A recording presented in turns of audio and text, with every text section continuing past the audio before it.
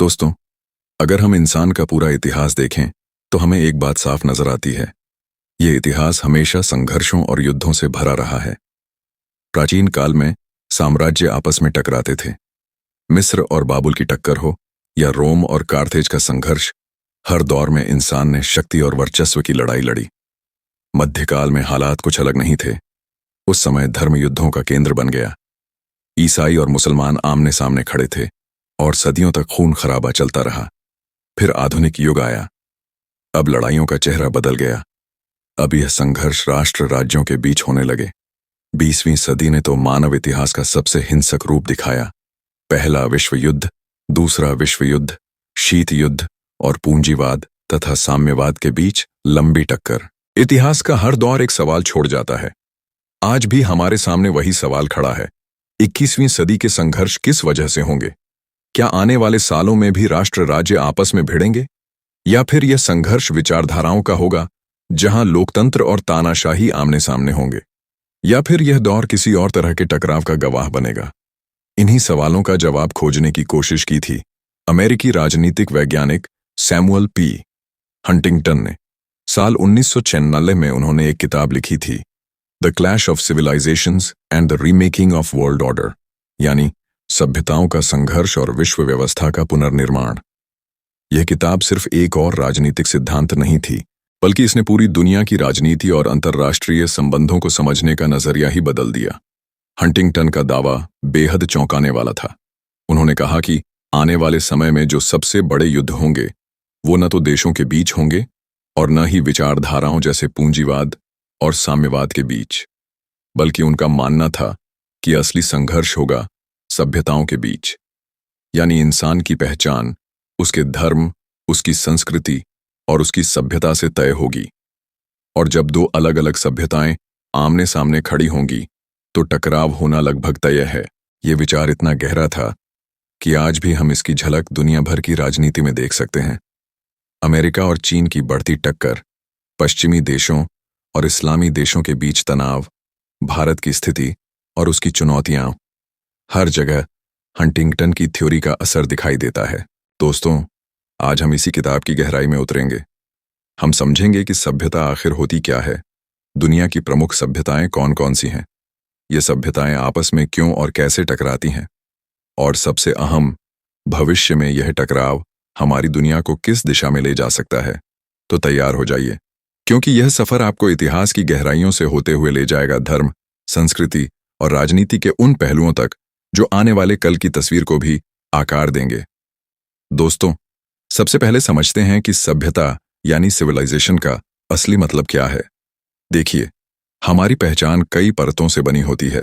सबसे पहले हम अपने गांव या शहर से जुड़े होते हैं। उसके बाद हमारी पहचान हमारे राज्य या प्रांत से होती है। फिर हमारी राष्ट्रीय पहचान आती है, जैसे हम कहते हैं कि हम भारतीय हैं। इसके अलावा हमारी भाषा और हमारी संस्कृति भी हमारी पहचान का हिस्सा है। लेकिन इन सबसे भी गहरी जो पहचान होती है वो है धर्म और सभ्यता। हंटिंगटन का कहना है कि सभ्यता इंसान की सबसे बड़ी और व्यापक पहचान है। सभ्यता वो ढांचा है जो किसी पूरे समाज को जोड़ता है। इसमें शामिल होते हैं धर्म, संस्कृति, परंपरा, इतिहास, भाषा और जीवन शैली। यानी सभ्यता एक ऐसी छतरी है जिसके नीचे समाज के अलग अलग हिस्से एक साथ खड़े होते हैं। इसको आसान भाषा में समझिए। मान लीजिए आप भारत के नागरिक हैं। आपकी पहचान अलग अलग स्तरों पर हो सकती है, जैसे आप राजस्थानी हैं, पंजाबी हैं, तमिल हैं या मराठी हैं। यह आपकी सांस्कृतिक और जातीय पहचान हुई। आप हिंदू हैं, मुस्लिम हैं, सिख हैं या ईसाई हैं। यह आपकी धार्मिक पहचान है। और आप भारतीय हैं, यह आपकी राष्ट्रीय पहचान है। लेकिन अगर हम सबसे ऊंचे स्तर पर जाएं तो आपकी पहचान एक सभ्यता से होगी। यानी आप हिंदू सभ्यता, इस्लामिक सभ्यता या फिर किसी और सांस्कृतिक धारा का हिस्सा होंगे। सभ्यता वही सबसे बड़ा ढांचा है जो हमें बताता है कि हम कौन हैं और हम कहां से जुड़े हैं। हंटिंगटन के अनुसार आने वाले समय में सभ्यता की पहचान ही सबसे बड़े संघर्षों की जड़ बनेगी। अब सवाल उठता है, ऐसा क्यों होगा? कारण यह है कि धर्म और संस्कृति इंसान की जड़ों में गहराई से बसी होती है। आप अपनी भाषा बदल सकते हैं, आप अपना देश बदल सकते हैं, आपके कपड़े और तकनीक बदल सकते हैं, लेकिन धर्म और सभ्यता की पहचान इतनी गहरी होती है कि लोग उसके लिए जीने मरने तक को तैयार हो जाते हैं।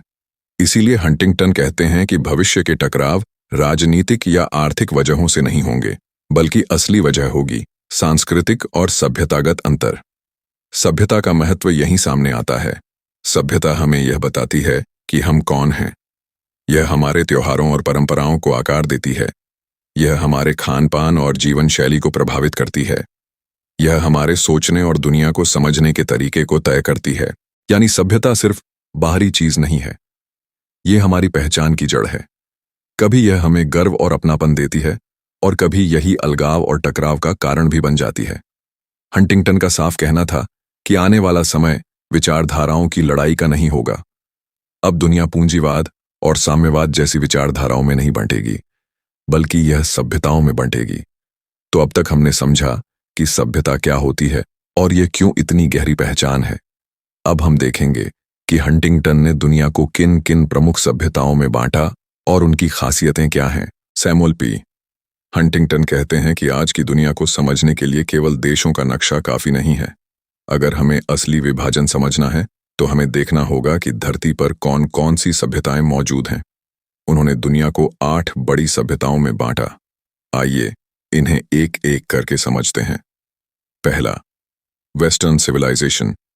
इसमें यूरोप और उत्तरी अमेरिका के देश आते हैं, जैसे अमेरिका, कनाडा और पश्चिमी यूरोप। इसकी जड़ें ईसाई धर्म और यूरोपीय पुनर्जागरण यानी रेनेसांस से जुड़ी हैं। इस सभ्यता की पहचान है लोकतंत्र, मानवाधिकार, पूंजीवाद और विज्ञान पर भरोसा। पिछले 500 सालों से यह सभ्यता पूरी दुनिया पर गहरा प्रभाव डालती रही है। उपनिवेशवाद से लेकर औद्योगिक क्रांति और अब आधुनिक तकनीकी प्रभुत्व तक इसकी छाप हर जगह दिखाई देती है। दूसरा, इस्लामिक सिविलाइजेशन। इसका फैलाव मध्य पूर्व, उत्तरी अफ्रीका, पश्चिम एशिया और दक्षिण एशिया तक है। इसका केंद्र है इस्लाम का धर्म और संस्कृति। इस सभ्यता की सबसे बड़ी विशेषता यह है कि यहाँ राजनीति और धर्म आपस में गहराई से जुड़े हैं। हंटिंगटन के अनुसार पश्चिमी सभ्यता और इस्लामिक सभ्यता के बीच अक्सर टकराव देखने को मिलता है, क्योंकि दोनों की मूल्य व्यवस्थाएं अलग हैं। पश्चिमी सभ्यता जहां लोकतंत्र और व्यक्तिगत स्वतंत्रता पर जोर देती है, वहीं इस्लामिक सभ्यता सामूहिक पहचान और धार्मिक परंपराओं पर आधारित है। तीसरा, सिनिक या चीनी सभ्यता। यह सभ्यता मुख्य रूप से चीन और पूर्वी एशिया के देशों को कवर करती है। इसके दर्शन और संस्कृति की जड़ें गहरी हैं। कन्फ्यूशियस का नैतिक और सामाजिक दर्शन, ताओवाद की प्रकृति और संतुलन की सोच, और हजारों साल पुरानी चीनी संस्कृति। आज चीन का वैश्विक उभरना इस सभ्यता की शक्ति और प्रभाव को और मजबूत कर रहा है। हंटिंगटन के अनुसार भविष्य में सिनिक सभ्यता पश्चिमी प्रभुत्व के लिए सबसे बड़ी चुनौती पेश करेगी, यानी यह सभ्यता वैश्विक राजनीति में अपने मूल्य और विचारों को प्रमुख रूप से स्थापित करेगी। चौथा, हिंदू सिविलाइजेशन। यह सभ्यता मुख्य रूप से भारत और नेपाल से जुड़ी है। इसकी नींव हिंदू धर्म, दर्शन, योग, कर्म और धर्म के गहरे विचारों पर टिकी है। हिंदू सभ्यता की पहचान अत्यंत पुरानी और विविध है। यहाँ भाषा, संस्कृति, परंपराएं और जीवन के दर्शन बेहद रंगीन और विस्तृत हैं। हंटिंगटन मानते हैं कि भारत का वैश्विक उभरना आने वाले समय में दुनिया की राजनीति को नई दिशा देगा। यह सभ्यता अपने धार्मिक और सांस्कृतिक मूल्यों के माध्यम से सामूहिक पहचान को मजबूत करती है। पांचवां, स्लाविक ऑर्थोडॉक्स सिविलाइजेशन। इस सभ्यता का केंद्र रूस और पूर्वी यूरोप है। यह ईसाई धर्म की ऑर्थोडॉक्स शाखा पर आधारित है। इतिहास में इसका पश्चिमी दुनिया से टकराव रहा है। शीत युद्ध इसका प्रमुख उदाहरण है। आज भी रूस की राजनीति और समाज की संरचना पश्चिमी लोकतंत्र से अलग पहचान रखती है। इस सभ्यता की स्थिरता और पहचान उसके धर्म, परंपरा और सांस्कृतिक मूल्यों पर आधारित है।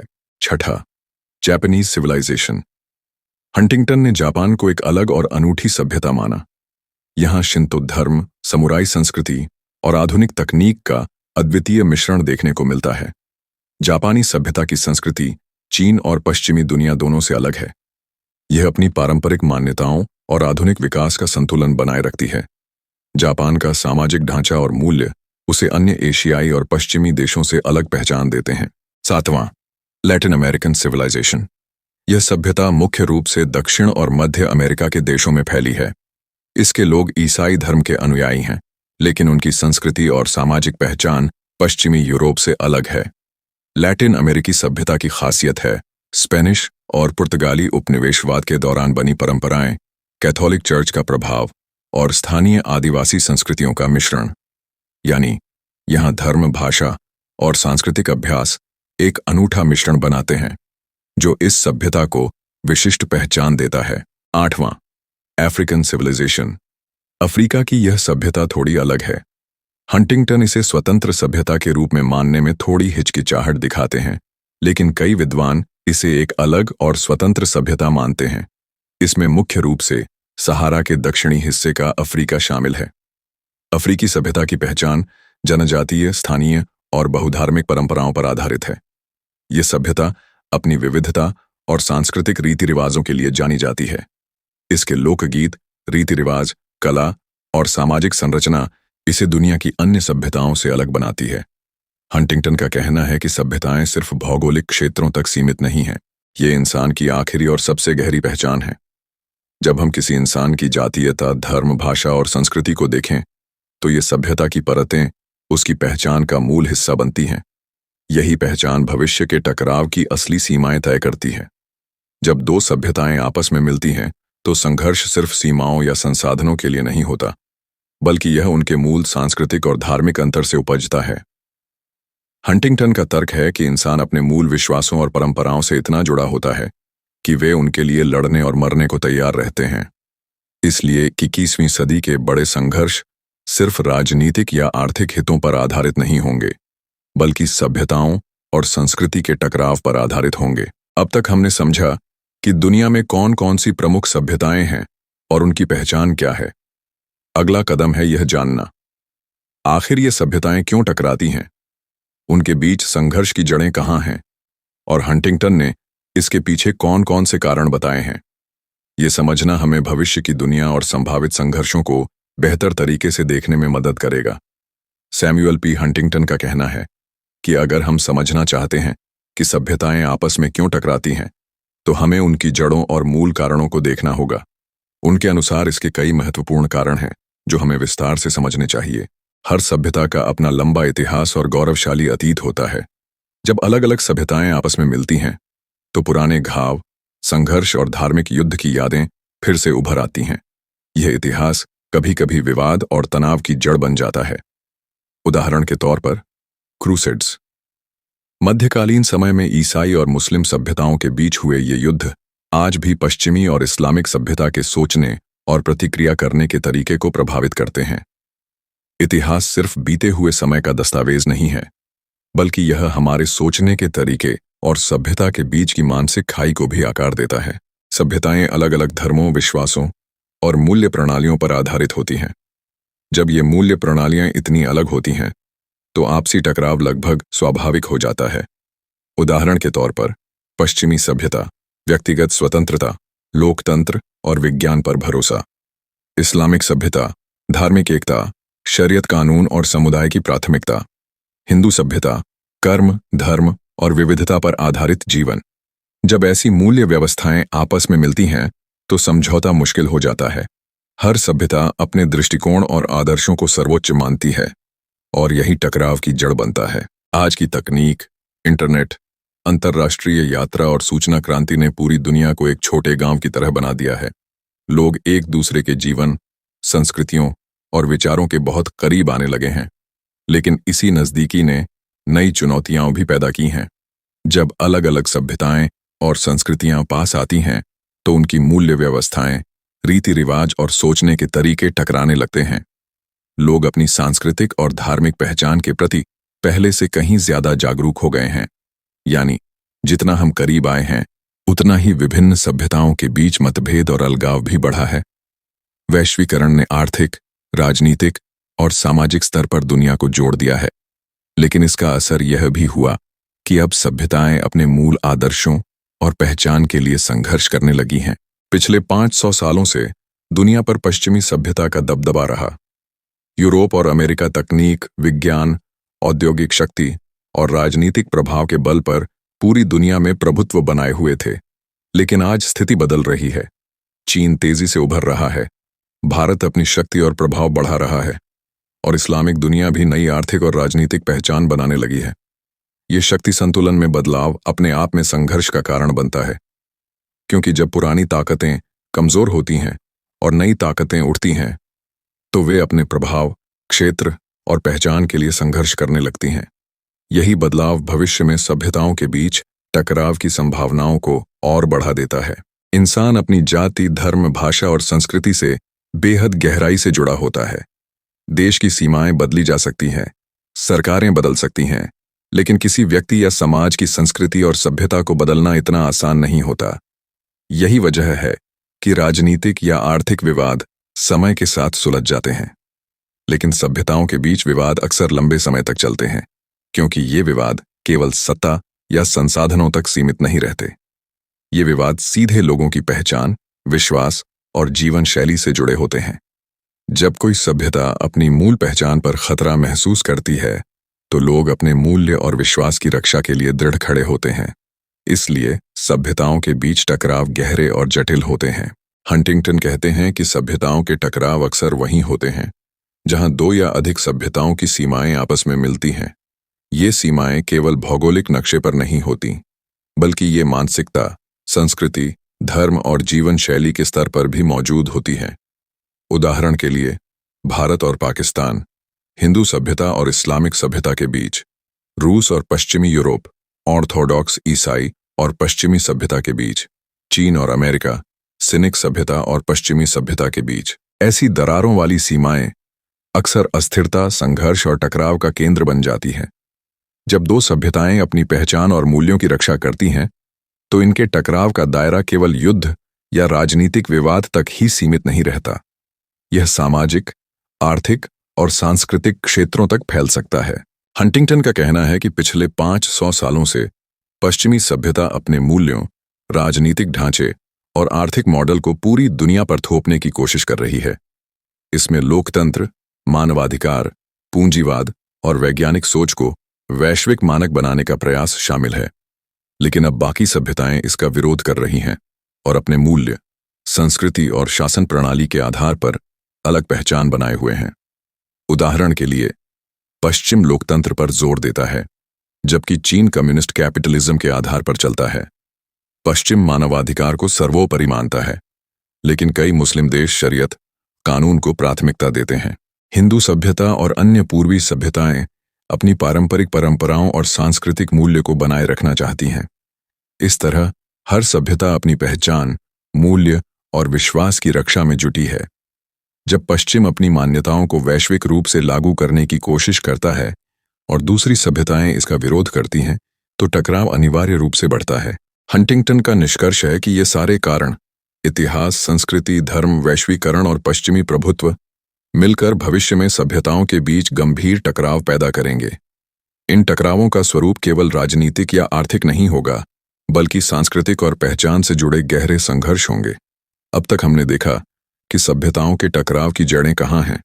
अब हम गहराई से समझेंगे कि हंटिंगटन ने कौन कौन से बड़े सभ्यता टकराव की भविष्यवाणी की है, जैसे इस्लाम बनाम पश्चिम, चीन बनाम अमेरिका और भारत की भूमिका। सैमुअल पी हंटिंगटन का सबसे बड़ा दावा यह था कि आने वाले समय में दुनिया की लड़ाइयां देशों या विचारधाराओं के बीच नहीं होंगी।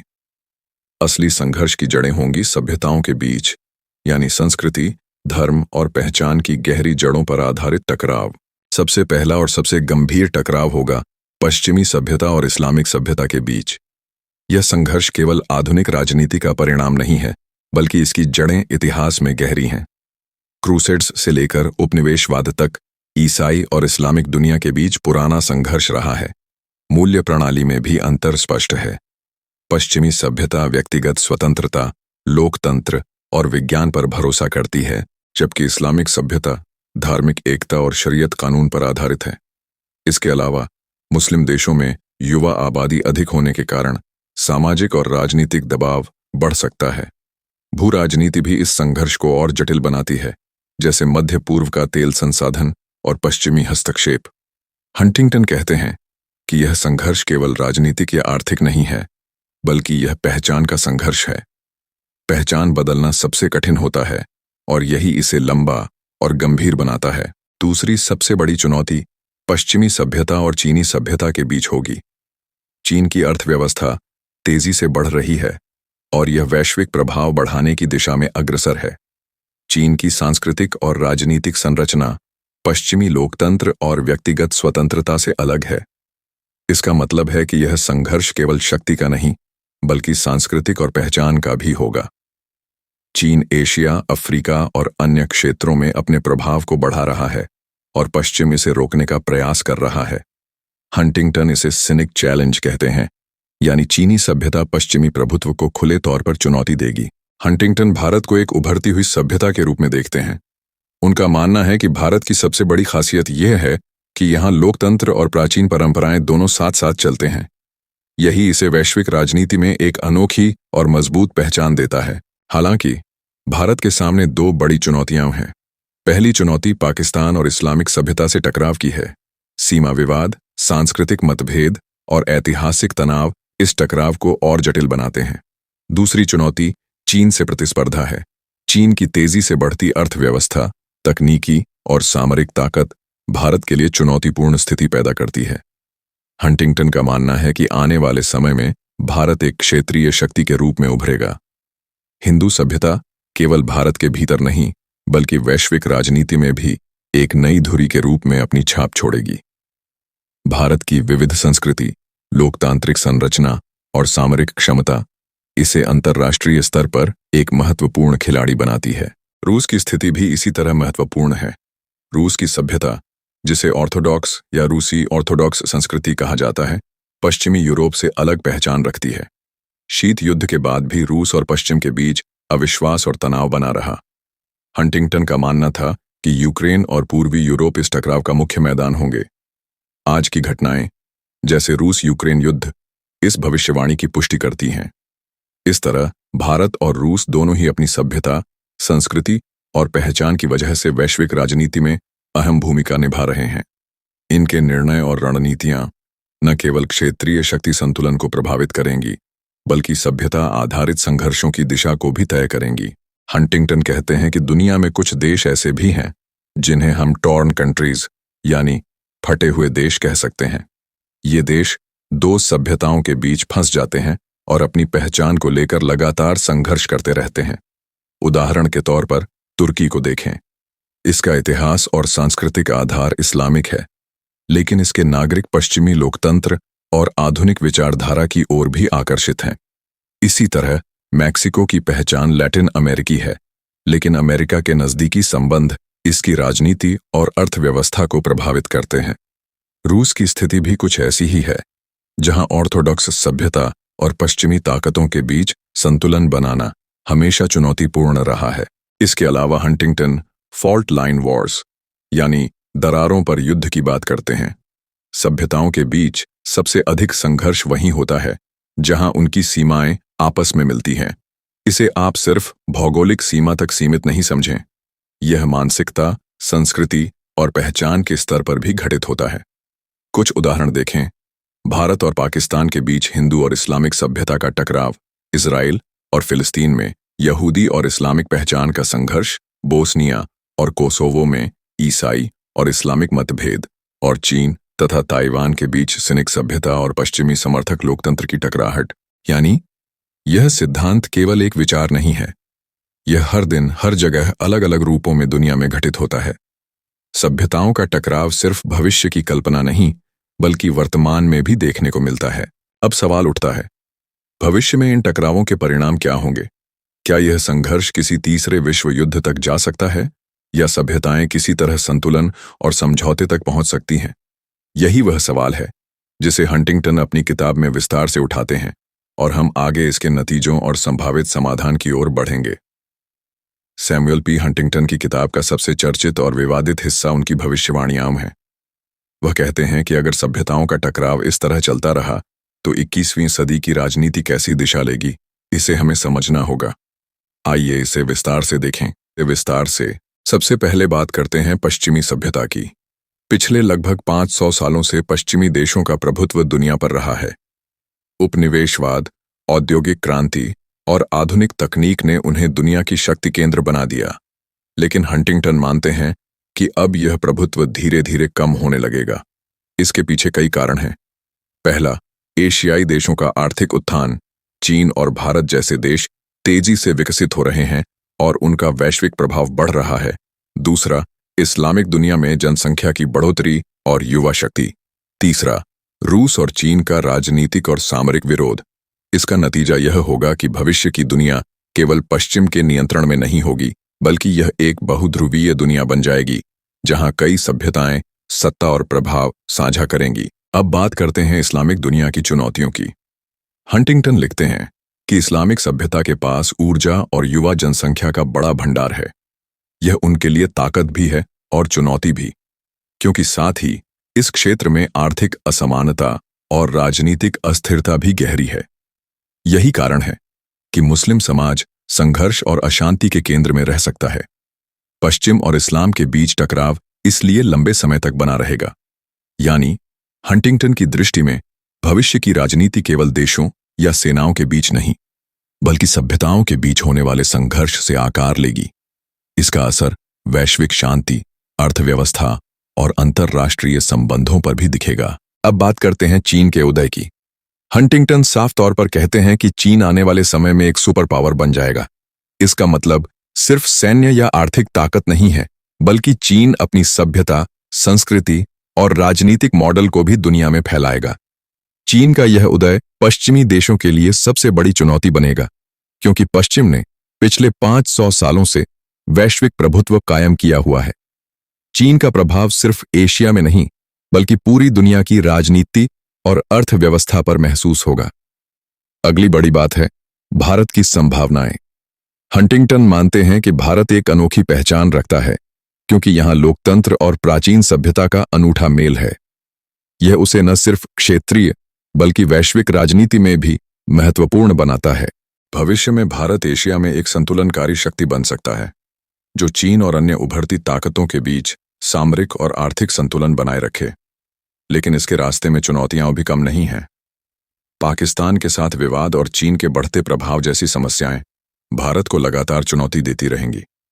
अगर भारत इन चुनौतियों को सफलतापूर्वक पार कर लेता है, तो हिंदू सभ्यता वैश्विक राजनीति में एक नई धुरी के रूप में उभर सकती है। अब बात करते हैं रूस और उसकी ऑर्थोडॉक्स सभ्यता की। हंटिंगटन का मानना था कि रूस कभी भी पश्चिमी दुनिया से पूरी तरह मेल नहीं खा पाएगा।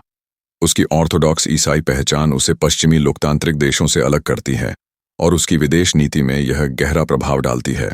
उन्होंने अनुमान लगाया कि रूस और पश्चिम के बीच टकराव जारी रहेगा और पूर्वी यूरोप इस संघर्ष का सबसे अहम मैदान बनेगा। 2014 में क्रीमिया संकट और 2022 में यूक्रेन युद्ध ने उनकी भविष्यवाणी को सटीक रूप से सच साबित किया। इसके बाद बात आती है संभावित विश्व युद्ध की। हंटिंगटन चेतावनी देते हैं कि अगर सभ्यताएं एक दूसरे की सीमाओं और पहचान का सम्मान नहीं करती, तो यह टकराव धीरे धीरे वैश्विक युद्ध का रूप ले सकता है। यह युद्ध केवल राजनीतिक या आर्थिक संघर्ष नहीं होगा, बल्कि यह सभ्यताओं की पहचान, संस्कृति और अस्तित्व के लिए भी होगा। उनका कहना था कि अगर पश्चिमी देशों ने बाकी सभ्यताओं पर अपने मूल्य और दृष्टिकोण थोपने की कोशिश जारी रखी, तो इसके परिणाम बेहद खतरनाक और लंबे समय तक प्रभाव डालने वाले होंगे। इस तरह हंटिंगटन हमें दिखाते हैं कि 21वीं सदी की सबसे बड़ी चुनौतियां केवल शक्ति संतुलन की नहीं, बल्कि सभ्यताओं की गहरी पहचान और मूल्य प्रणालियों की टकराहट से जन्म लेंगी। अब बात करते हैं हंटिंगटन के उस विकल्प की जो टकराव से बचने का रास्ता सुझाता है। हालांकि वह ज्यादातर टकराव और संघर्ष पर जोर देते हैं, लेकिन उन्होंने यह भी माना कि दुनिया के पास सहयोग का एक विकल्प मौजूद है। अगर सभ्यताएं अपनी अलग पहचान और अंतर को स्वीकार करें और अपने बीच साझा आधार खोजें, जैसे शांति बनाए रखना, व्यापार और आर्थिक सहयोग, पर्यावरण की सुरक्षा, विज्ञान और तकनीक का साझा इस्तेमाल, तो टकराव को कम किया जा सकता है। लेकिन हंटिंगटन कहते हैं कि यह आसान नहीं है। क्यों? क्योंकि संस्कृति और धर्म की जड़ें इतनी गहरी होती हैं कि उन्हें बदलना या कमजोर करना बहुत मुश्किल होता है। लोग अपनी पहचान के लिए बहुत संवेदनशील होते हैं और यही गहरी पहचान टकराव की जड़ भी बनती है।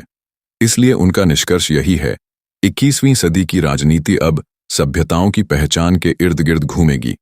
अब असली सवाल यह नहीं होगा कि कौन सा देश सबसे ताकतवर है, बल्कि यह होगा कि कौन सी सभ्यता अपनी पहचान और मूल्य प्रणालियों के हिसाब से दुनिया को ढाल सकती है।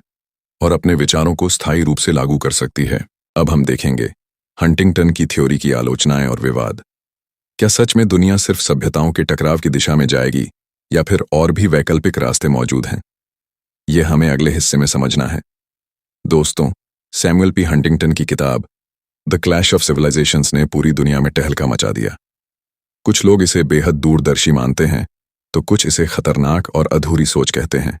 आइए समझते हैं कि इस थ्योरी की मुख्य आलोचनाएं क्या रही हैं। सबसे पहले आलोचक कहते हैं कि दुनिया को केवल 7 या 8 सभ्यताओं में बांटना बहुत सरलीकरण है। असलियत में हर सभ्यता के भीतर भी भारी विविधता होती है।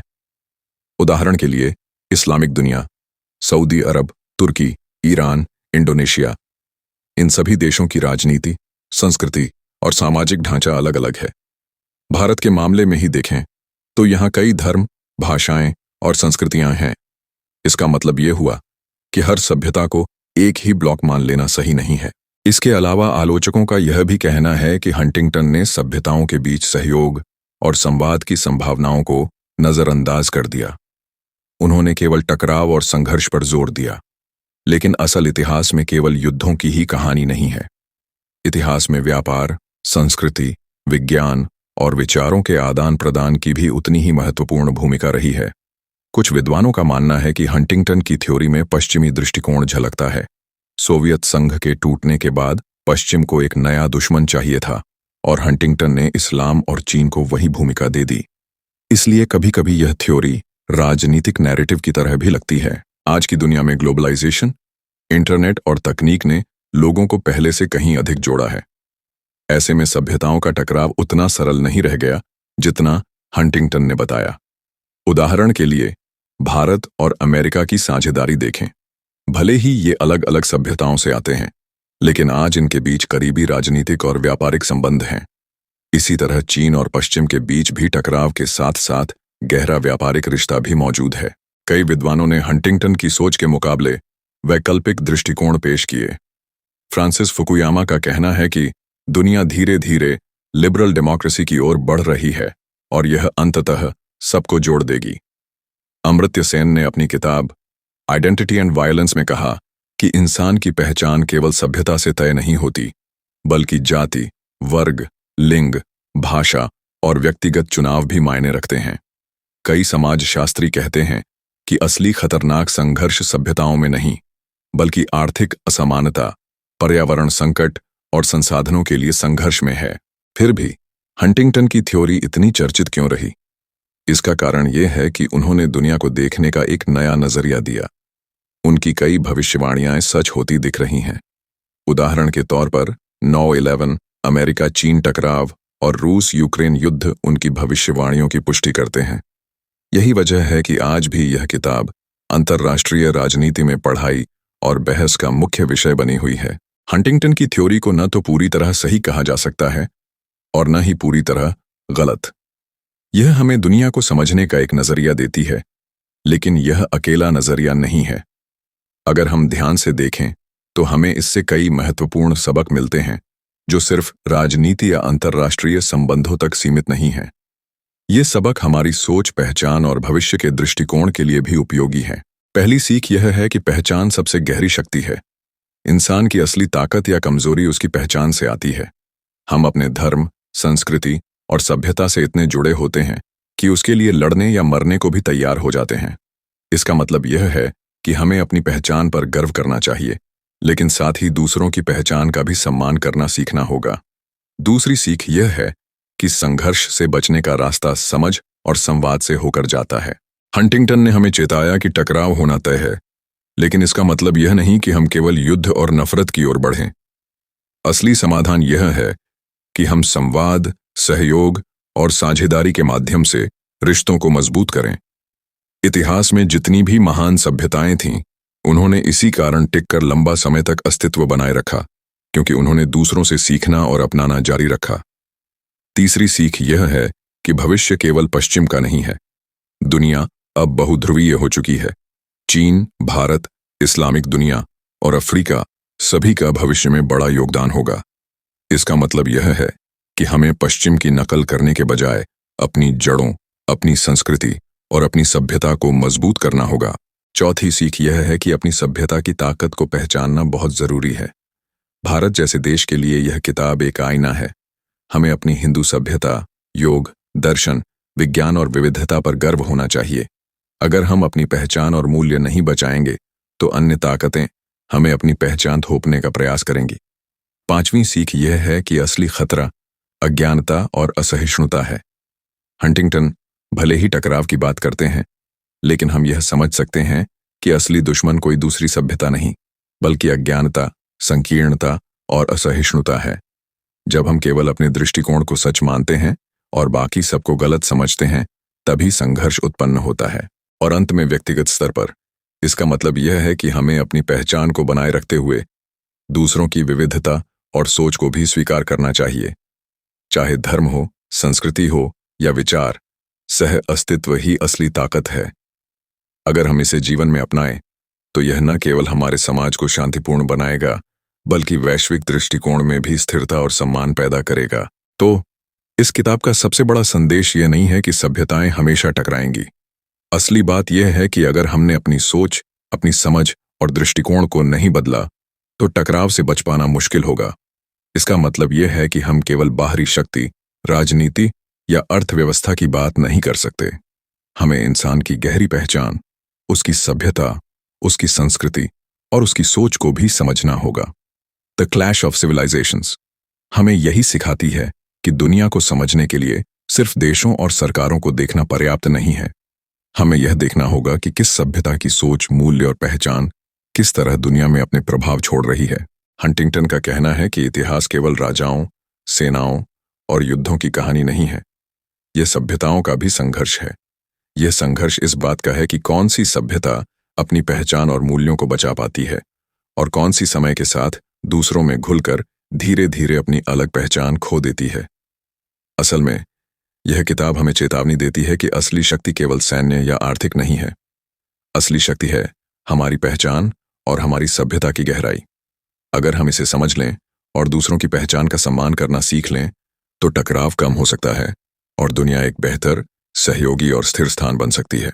अगर हम आज की दुनिया को देखें तो बहुत कुछ स्पष्ट हो जाता है। अमेरिका और चीन के बीच लगातार बढ़ता तनाव, इस्लाम और पश्चिम के बीच पुराने और नए संघर्ष, रूस और यूरोप के बीच जारी युद्ध, ये सभी संकेत देते हैं कि हंटिंगटन की थ्योरी केवल किताबों में नहीं है, यह हमारे चारों ओर घट रही वास्तविकताओं में जीवित है। लेकिन यहाँ सबसे बड़ा सवाल यह है कि हमें क्या करना चाहिए। क्या हमें वाकई इन टकरावों को भाग्य मानकर स्वीकार कर लेना चाहिए, या फिर हम इंसानियत को सभ्यताओं और अलगाव से ऊपर रख सकते हैं? हंटिंगटन हमें चेतावनी देते हैं कि अगर सभ्यताएं आपसी अंतर और गहरी पहचान को नहीं समझेंगी तो 21वीं सदी शांति की सदी बनने की बजाय टकराव और संघर्ष की सदी बन सकती है। लेकिन दोस्तों, हर चेतावनी एक अवसर भी लाती है। यही किताब हमें सोचने पर मजबूर करती है कि हम अपनी संस्कृति और सभ्यता पर गर्व करें, लेकिन दूसरों की संस्कृति और पहचान का सम्मान करना भी सीखें। हमें एक ऐसी दुनिया बनाने की आवश्यकता है जहां विविधता केवल अलगाव का कारण न बने, बल्कि हमारी ताकत बने। इसका मतलब यह है कि टकराव अनिवार्य नहीं है। समझ, संवाद और सहयोग से हम एक ऐसा भविष्य बना सकते हैं जहां सभ्यताएं एक दूसरे के लिए खतरा न हों, बल्कि एक दूसरे के लिए प्रेरणा और ताकत का स्रोत बने। द क्लैश ऑफ सिविलाइजेशंस हमें दो रास्ते दिखाती है। एक रास्ता यह है कि हम अपनी पहचान में बंधकर लगातार टकराव में फंसे रहें। दूसरा रास्ता यह है कि हम अपनी पहचान को बनाए रखें, लेकिन दूसरों की पहचान और संस्कृति का सम्मान करना सीखें। चुनाव हमारा है। यह तय करना है कि 21वीं सदी युद्धों की सदी बनेगी या फिर सहयोग और सह अस्तित्व की सदी। दोस्तों, यही है सैमुअल पी हंटिंगटन की किताब का सबसे बड़ा सबक। यह केवल दुनिया की राजनीति को समझाने वाली किताब नहीं है, यह हमें आईना दिखाती है। यह हमें सोचने पर मजबूर करती है कि इंसान होने के नाते हम किस दिशा में जा रहे हैं।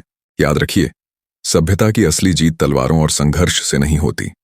असली जीत होती है समझ, सहिष्णुता और साझा भविष्य की सोच से।